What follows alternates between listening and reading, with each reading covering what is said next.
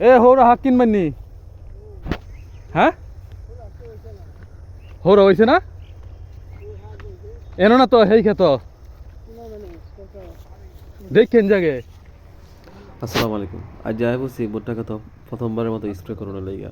আজকে স্প্রে করতেছি Sam cover Nitro. Spray করার কারণ হইতেছে গাছ গুড়িতে পোকা কেটে যেতেছে।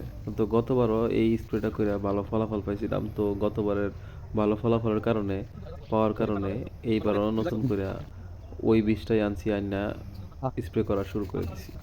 কয়েকদিন ধরে ভাবতেছি স্প্রে করবো আগাম স্প্রে করে দিব। আসলে এই আগাম চিন্তা করতে করতে আমার গাছ একটা কাটিয়ে দিছে, হ্যাঁ, একটা না কয়েকটা কাটছে মোটামুটি। তো স্প্রেটা করতে একটু দেরি হয়ে গেছে, আরো দুই একদিন আগে স্প্রে করার চিন্তা ভাবনা করছিলাম। স্প্রে না করার কারণ হইতেছে যে ভুট্টার সাথে লাল শাক চাষ করছিলাম, বপন করছিলাম। তো যদি লাল শাকের কোনো ক্ষতি হয়, এই কারণে কৃষি অফিসের কাছে জিগাইলাম যে নাইট্রো স্যামকাপ স্প্রে করলে লাল শাকের কোনো ক্ষতি হবে কিনা। পরে উনি কইলো যে না, কোনো ক্ষতি হবে না। তো ক্ষতি হইব না যখন কইছে, তো স্প্রে করা শুরু করে দিছি। দেখা যাক, আল্লাহ ভরসা। গতবার যেহেতু ভালো রেজাল্ট পাইছিলাম, এবারও আশা করি ইনশাল্লাহ ভালো রেজাল্ট পাবো। আল্লাহ হাফেজ।